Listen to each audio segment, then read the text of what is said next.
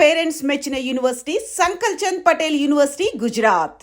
Sir ఒక చాలా serious question, చాలా ఇంపార్టెంట్ క్వశ్చన్. ఇప్పుడు మన ఇంటర్వ్యూలో 2 సార్లు రామారావు గారి మాట రాగానే మీకు తెలియకుండా 2 సార్లు చేతులెత్తి దండం పెట్టారు. మీరు టెక్నీషియన్గా సినిమా ఇండస్ట్రీలో స్టార్ట్ అయ్యే రోజు మీ నాన్నగారు రామారావు గారి దగ్గరికి మిమ్మల్ని తీసుకెళ్ళి ఆశీర్వాదం ఇప్పించి మిమ్మల్ని ఇండస్ట్రీలోకి అడుగు పెట్టించారు. అసలు మీ కుటుంబానికి రామారావు గారి పాత్ర ఏంటి? రామారావు గారిని మీ కుటుంబం ఎలా చూస్తుంది, మీరు ఎలా చూస్తారు?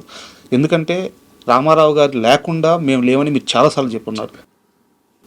అసలు ఆయన రోల్ ఏంటి మీ లైఫ్లో? అంటే మా నాన్నగారు అనే సినిమాలు చేయటానికి అంత పేరు రావటానికి ముఖ్యమైన కారణం రామారావు గారు. ఎందుకంటే ఆయనకి కుల మతాలు ఇవన్నీ ఏమీ లేవండి. ఓన్లీ టాలెంట్ని బట్టి మా నాన్నగారికి ఆయన అవకాశాలు ఇచ్చారు.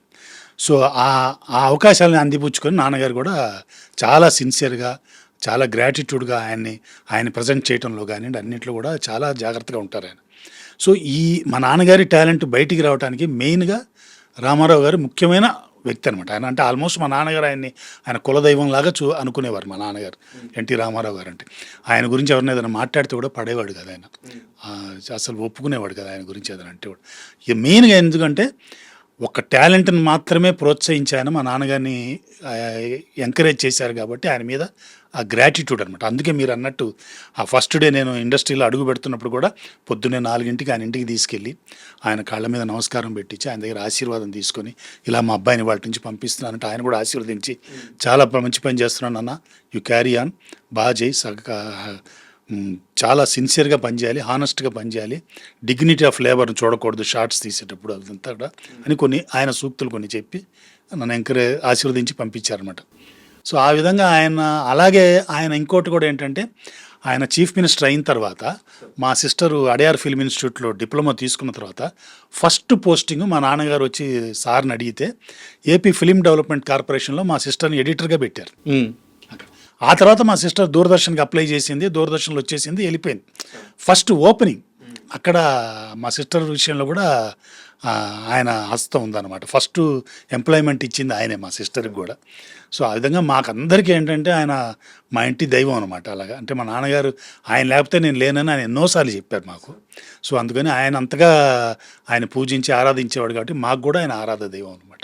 మీకు మర్చిపోలేని ఒక మూమెంట్ ఎన్టీఆర్ గారితో, అంటే మీరు తర్వాత ఒక పెద్ద కెమెరామ్యాన్ అయిన తర్వాత కానీ, లేదా మీరు బిజీగా ఉన్న కాలంలో సడన్గా కలిసిన రోజు కానీ, సీనియర్ ఎన్టీఆర్ గారితో మీకున్న పర్సనల్ మూమెంట్, నాన్నగారిది ఓకే, మీ మూమెంట్ ఏదైనా ఒక బెస్ట్ మూమెంట్ చెప్పండి. అంటే బెస్ట్ మూమెంట్ అని కాదు, అంటే సార్ దగ్గర షూటింగ్స్కి అంతా నేను వెళ్ళేవాడిని అండి. అన్ని షూటింగ్స్ నిప్పు లాంటి మనిషి కానివ్వండి, అన్ని షూటింగ్స్కి ఆల్మోస్ట్ 50-60% షూటింగ్స్లో నేను ఉండేవాడిని. ఎందుకంటే స్కూల్ అవ్వగానే కార్ వచ్చేసి కార్లో డైరెక్ట్గా నాన్నగారి దగ్గరికి వెళ్ళేవాడిని. అక్కడి నుంచి షూటింగ్కి వెళ్ళటం, షూటింగ్ నుంచి నైట్స్, ఆ రోజుల్లో నైట్లోనే ల్యాబ్లో రషెస్ అవి వచ్చేవి, ప్రాసెస్ అయ్యి. ఆ తర్వాత ఎడిటింగ్ రూమ్లో ఉండటం, మా నాన్నగారు ఎడిటింగ్ రూమ్లో పడుకోవటం, ఆయనతో పాటు ఉండటం, ఇలాగా ఆయనతో పాటు తిరిగాను. సో ఆ అనుభవం, ఆయన సినిమాల షూటింగ్ అనుభవం వేరు. కానీ నాకు పర్సనల్గా ఆయనతో ఒక అనుభవం ఏంటంటే, మా నాన్నగారు దేహం వదిలేసిన తర్వాత 93లో మా నాన్నగారు దేహం వదిలేశారు. వదిలిన తర్వాత నేను అప్పుడు దూరదర్శన్లో బాగా బిజీగా ఉన్నానండి. సో దూరదర్శన్లో మా నాన్నగారి మీద ఒక చిన్న డాక్యుమెంటరీ చేయాలని నాకు చిన్న కోరిక కలిగింది.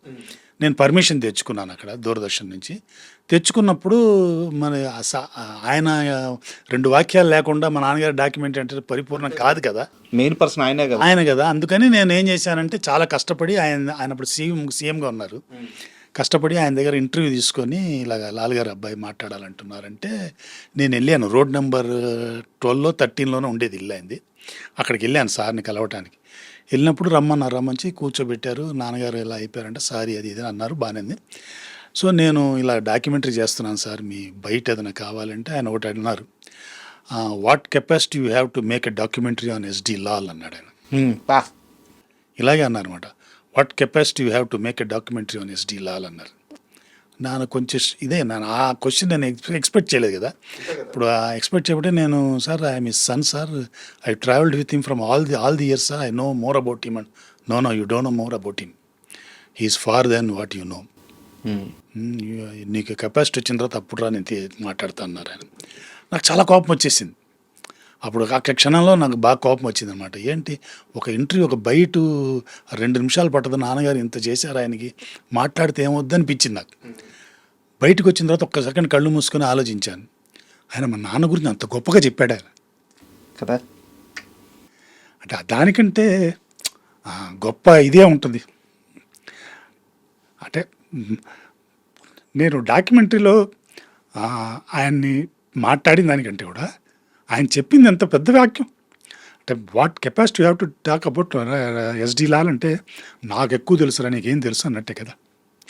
సో మన నాన్న గురించి అంత గొప్ప వ్యక్తి ఆ మాట గొప్పగా ఆయన చెప్పాడు, అది నేను ఇచ్చేయలేకపోయాను, గ్రాప్ చేయలేకపోయానని చాలా హ్యాపీగా ఫీల్ అయ్యాను. ఆ డాక్యుమెంటరీ తీయకపోయినా పర్లేదని మానేశాను, తీయలేదు ఆ డాక్యుమెంటరీ. నాకు తెలిసి అది ఆయనకి మీరు చెప్తుంటే అర్థమవుతుంది, నాన్నగారి మీద ఆయనకున్న ప్రేమ గౌరవం అది అంటే ఈ nose more about my father. Journey ఉంది కదా. జర్నీ ఉంది కదా. ఇప్పుడు పి విఠలాచార్య గారు ఉన్నారు, మా నాన్నగారికి మరో రైట్ భుజం ఆయన.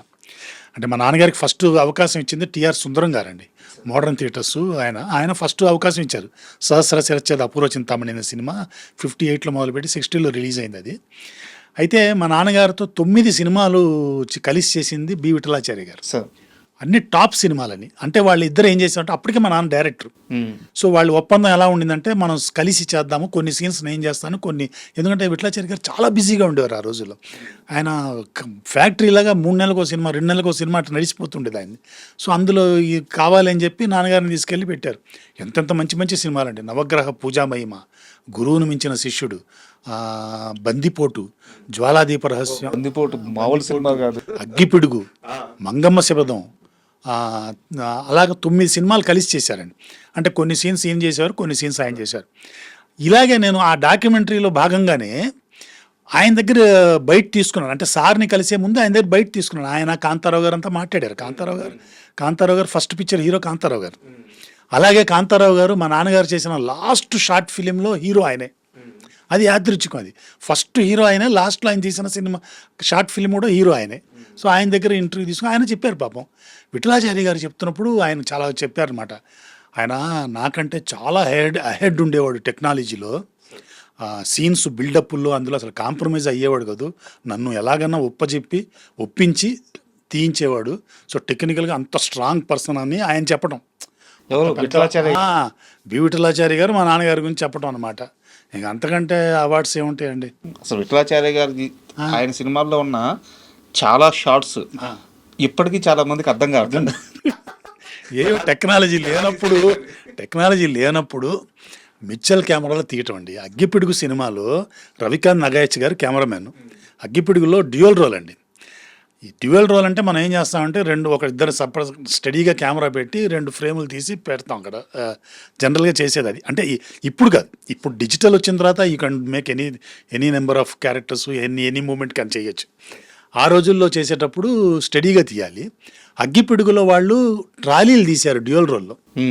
మార్చి అంటే కొత్త టెక్నాలజీ. రవికాంత్ నగాయచ్ గారు ట్రిక్ ఫోటోగ్రఫీలో మాస్టర్ అండి ఆయన. ఆయన చాలా ఆడుతూ పాడుతూ చేస్తారు. ఆయన పెద్ద ఇన్స్పిరేషన్ నాకు. ఆయన సీరియస్గా ఉండడు, ఎంత పెద్ద ఇదైనా కూడా ఆడుతూ పాడుతూ చేస్తుంటారు ఆయన. అలా చేశారు ఆ సినిమాలు. సో ఇప్పుడున్న టెక్నాలజీకి ఓకే, కానీ అప్పుడు అసలు హైలీ అన్ఇమాజినబుల్ అన్నమాట. And for more videos, Please subscribe to iDream. Please subscribe to iDream. Please subscribe iDream. And please subscribe to iDream. For more videos, subscribe to iDream. please like, share and subscribe to the channel. Congratulations, iDream. Subscribe to iDream. Subscribe to iDream. So subscribe to iDream Media. iDream ki iDream team andarki huge congratulations. Please subscribe iDream Media. Please subscribe to iDream. Subscribe iDream. Please subscribe to iDream. iDream అంటే నా కళల ఛానల్ను subscribe చేసుకున్న నోరు తిరుగుతలేదు, మీరైతే గంట గుర్తు కొట్టండి. For more such videos, please subscribe to iDream. Subscribe to iDream. Please subscribe to iDream. Please subscribe iDream Media. Please do subscribe to iDream. Please subscribe to iDream Media. For best entertainment and information, please subscribe iDream. And don't forget to subscribe to iDream.